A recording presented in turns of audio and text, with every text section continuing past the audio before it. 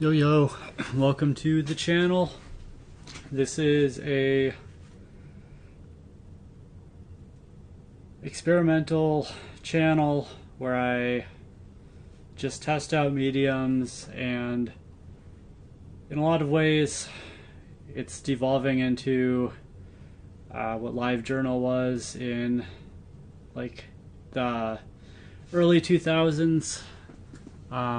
It's been a week since I've gone on, and I'm just trying to keep it regular, and I've just been doing like coding practice all week, and yeah, nothing major.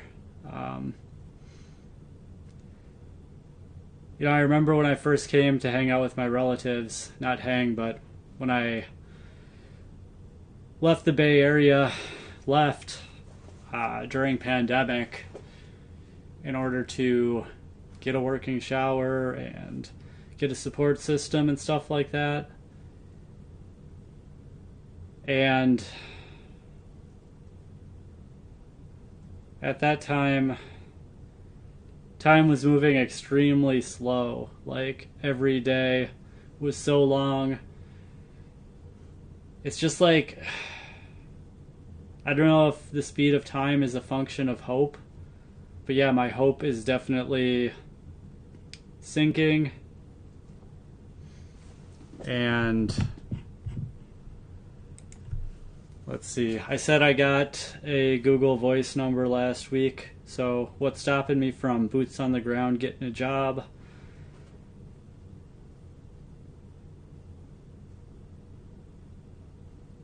It's a good question.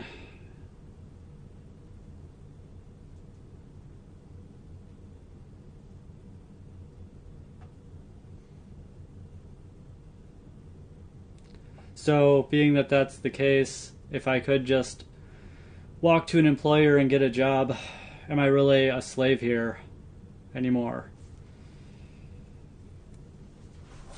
I have definitely been a slave for a long time, up until April 20th, 21st, I was a slave for sure. But then, it seems like employment itself is slavery. Like, the slave class isn't gone, it's just a different branding.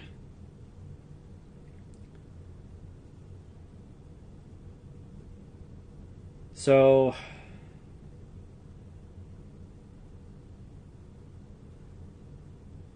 my excuses right now are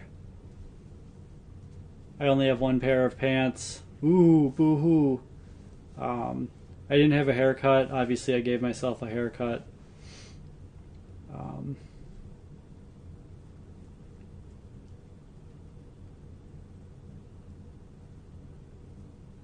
So I thought I had solved the coming home and relative coming home and raging issue. But it's like there's no free lunch. In order for that one to stay solved, there's another issue that comes up, which I'm not going to talk about. So,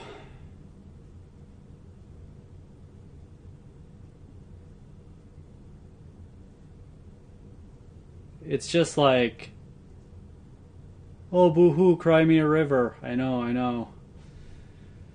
So, I went to the coffee shop on Sunday, really can't afford it. $4 for coffee, and right now it's 2 5-pound bags of potatoes. 2 5-pound bags of potatoes for $5. So it's just, so my relative's home on, I'm not supposed to talk about him that much. Not that he said don't talk about it, it's just I don't want to create the feedback loop. Because if I talk about what bothers me, the scab's going to get picked at. And I know my relatives are watching this, and so the thing is, with poor people, things like inheritance is a big deal. Like when someone's gonna die, or when someone dies, people start fighting over their assets. They might, butter up to the person before they die, get in good with them so that they'll get the inheritance and whatnot. So I can only imagine that my relatives who want my relative's assets, my other relatives who want his assets, because he doesn't have children to leave them to,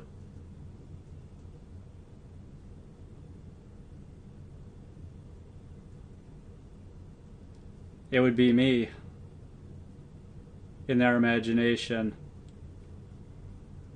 And something that narcissists do is, like children of narcissists, they'll promise you things in order to manipulate you. Like if kids step out of line, then they'll pull support while they're in college or something like that. I mean, is that wrong or right? My house, my rules, my money, my rules, sort of thing. I get that. But on the other hand, it's like, it'd be much more healthy to like have an upfront contract or terms and conditions or something like that. So anyway, who knows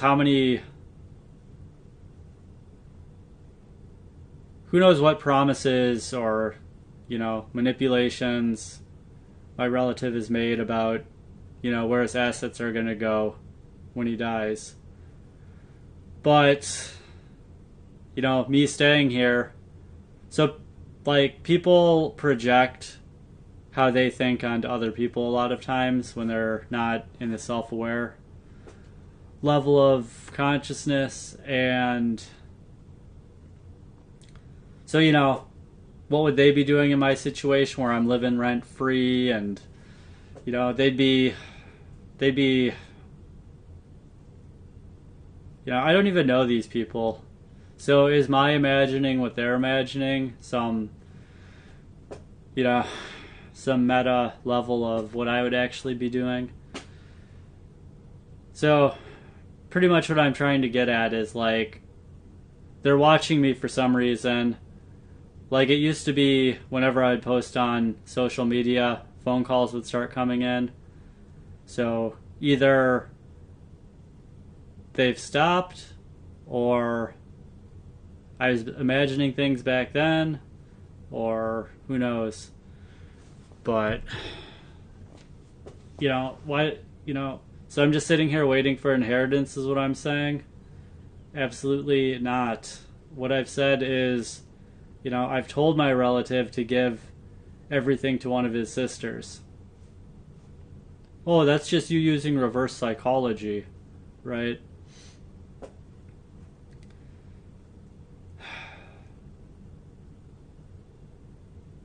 Basically, there's momentum. So up until April 20th, for the 3 prior years, I had the workplace violence restraining order as something that I would have to disclose during the interview process. So then up until last week, since like last June, I haven't had a phone. So that's, some more momentum. That, the brakes have been hit, but the change of mind has yet to completely take effect. Like, oh yeah, I have a phone number now. So something I've talked about on the channel before is I'm also, at least when I first got here, another thing that I was quite sure of was that there was audio monitoring in the house. But on the other hand, it could have been audio monitoring from a hacked phone. Like, I'm just not sure. It's just certain things would happen that were beyond chance, like way beyond chance. And I might have talked about them in some videos. Like, I don't hang on to this stuff. Like, I just try to keep my mind as free and open to the direction I'm supposed to go as possible. Like, the reason I was sitting here talking about, going to court with my employer who made the restraining order was, because it was a 3-year period, I had time to challenge it. well, I no longer have time to challenge it. Do I want to go and do a lawsuit for defamation or all this or that? No, I really don't. So, like, I just work on, like, I've got what feels like a calling, right? And I do things every day to bring that vision closer to reality. So nobody wants to support me. That's fine. People want to try to deprive me of sleep and do everything they can to force me to do what they want. That's fine. Like,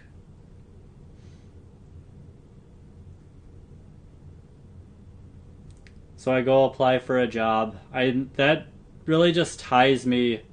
It makes me, in a way, more dependent, because once you get a job, now that's coming back up in your background check.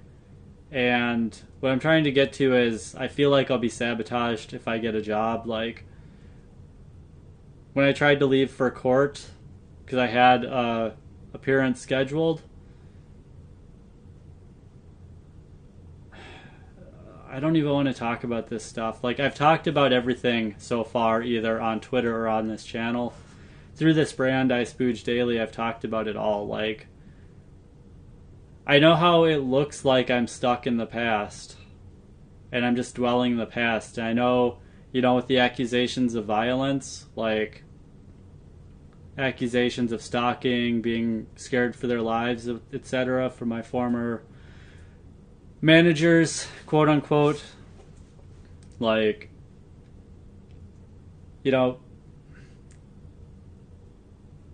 whether there's other smear campaigns running or not, I've been talking about that for so long that people might think like, oh, if I engage with him, then he's going to get super obsessed with me, and if I have to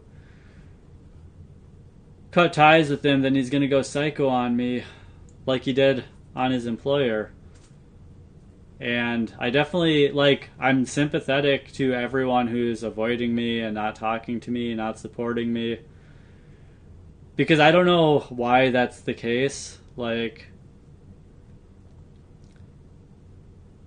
I have a lot of intuitions about why that might be the case, and I have, observed patterns that would make me think certain things are the case. But the thing is, criminals are good at being criminals. That's why they're not in jail.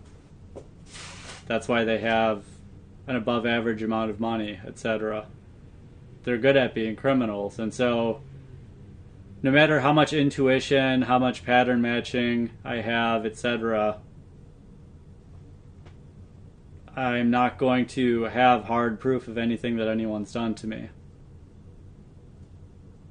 So, I'm 2,000 miles from home.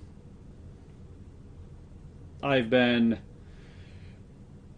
sort of trapped in time as I wait for certain, the red flag to expire. But then as time goes on, the number of yellow flags increase. So I go fill out a job application. We talked about 2 or 3 yellow flags being probably the max that you can expect to get hired with. So no references, no address. In today's day and age, not putting your address on a job application is kind of understandable.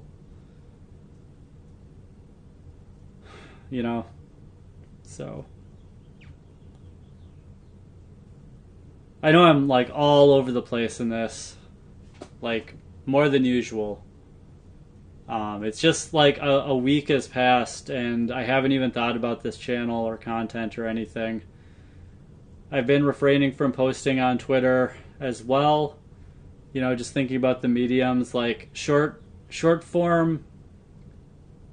So I've been using Twitter as though people I used to know and thought cared about me, who were following me, at some point would see it. I was thinking they'd see it, but it turns out that actual reach is like such a low percentage of people who are even following you that I was probably mistaken in that. I don't know how it's changed with time, but it's likely that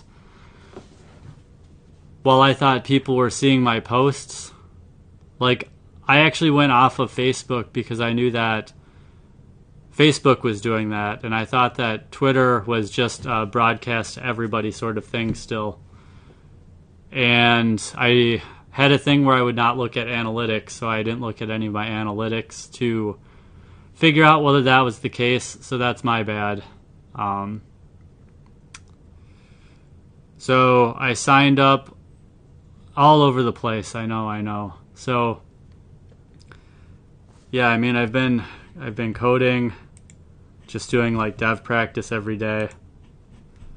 So like this week I've done, it's the 16th, so 1, 2, 3, 4, 5.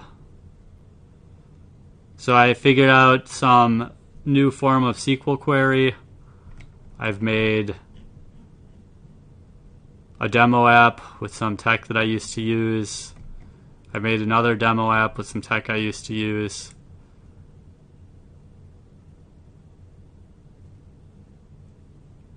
I've interfaced with an app.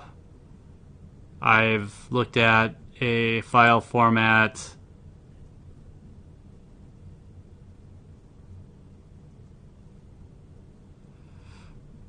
And through all this, I've been playing with, how to lay out apps. And meanwhile, I have no hope of ever getting a job as a developer again.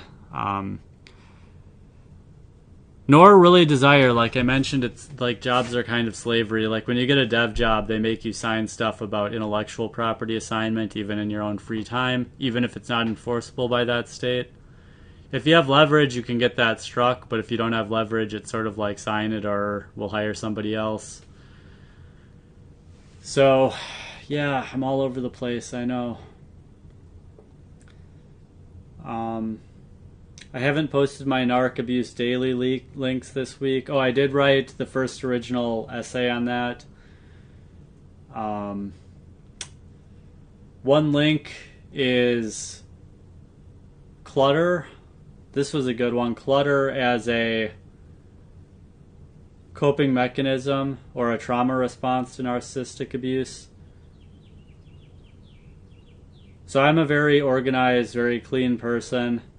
Oh, that's just who you're portraying yourself to be on video. I hear the stories about what goes on in that house. How you do this and that. And there was that one video where you said you stopped cleaning up dust and stuff in the house. We see you, care. We see your lies. Like, I know. Like anything, there's that thing that says, like, I believe none of what I hear and half of what I see. So, for some reason, people believe what they hear people see about me because I'm less believable. So if it's somebody who they want to agree with, they believe all of what they hear. So I mean, there's just this whole narc abuse thing. Like, I could definitely play up that angle on the channel and get a lot of views, but it's only a small fraction of, it's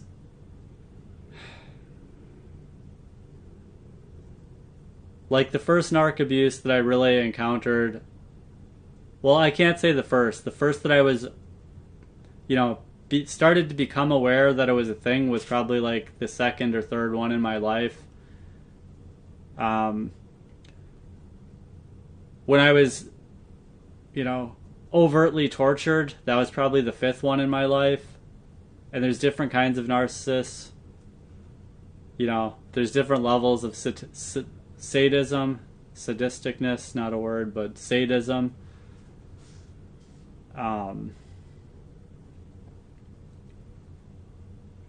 yeah.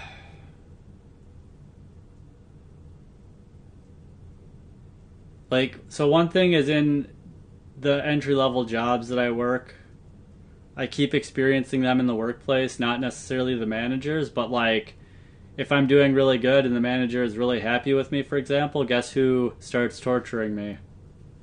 Oh, so you're saying you're so weak you just quit jobs because you get bullied? Oh, well, other people in other ranges of consciousness might say, oh, well, you're just manifesting because you're thinking about it, blah, blah, blah. It's like, so there's my beans. I don't want those to burn. So, yeah, it's like certain things are changing and unlocking doors, but other things are eroding and closing doors. And it's like you go to an interview, they're asking you all these questions. So I have to answer all these questions. I have to get my thinking straight.